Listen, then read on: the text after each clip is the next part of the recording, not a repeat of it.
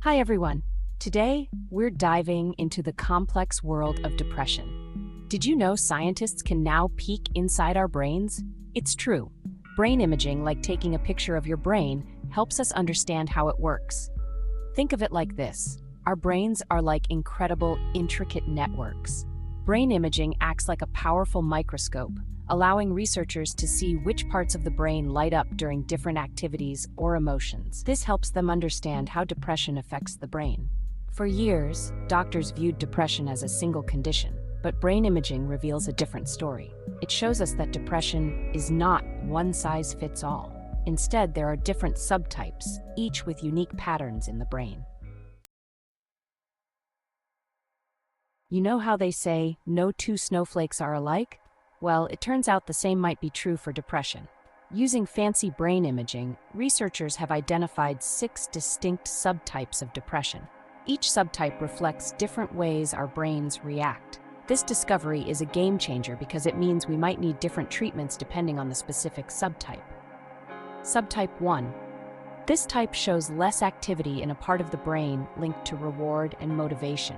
Imagine feeling like you're moving through molasses. Everything is an effort. Subtype 2. This one involves areas related to emotion processing. People with this subtype might feel overwhelmed by sadness or cry easily. Subtype 3. Here, the brain's fear and anxiety center is in overdrive. It's like your brain's alarm system is stuck on high alert. Subtype 4. This subtype affects areas associated with rumination, those thoughts that just spin around in your head. It's like your brain is playing a broken record. Subtype 5. This one impacts the brain's ability to regulate emotions. Imagine feeling like you're on an emotional roller coaster with highs and lows you can't control. Subtype 6. This subtype shows less activity in areas responsible for attention and focus. It's like your brain can't quite concentrate on anything. Let's talk about one subtype in particular, anhedonia. This big word describes the inability to feel pleasure.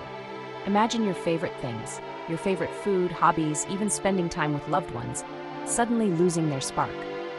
Anhedonia is a common symptom of depression, but it can also be a subtype on its own. Brain imaging shows us that people with this subtype have less activity in the areas of the brain that process rewards. This can make it incredibly difficult to experience joy or motivation. It's like your brain's happy button is stuck. But here's the important part. This doesn't mean you'll never feel joy again.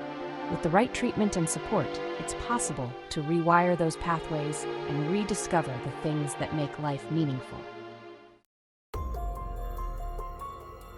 Section 4. Anxiety and Depression, a Tangled Web.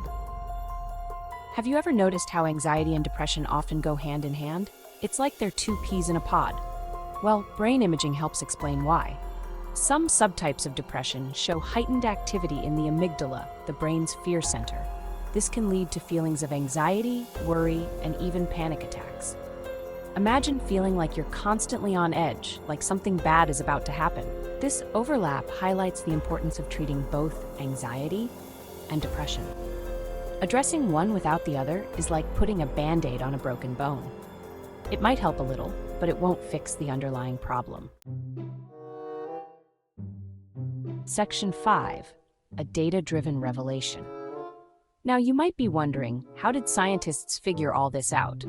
Well, it took a lot of brains, literally. Researchers studied brain scans from thousands of people with depression. They used powerful computers to analyze this massive amount of data. Think of it like searching for a needle in a haystack. But instead of a needle, it's a pattern in the brain. By comparing the brain scans of people with different symptoms, researchers were able to identify these 6 distinct subtypes. Section 6. A Hopeful Future. This discovery gives us so much hope for the future of depression treatment. It's like having a map to guide us toward more personalized and effective therapies. Imagine a future where doctors can use brain imaging to diagnose the specific subtype of depression and tailor treatment accordingly. This could mean faster relief, fewer side effects, and a brighter outlook for millions of people. Thanks for listening, everyone.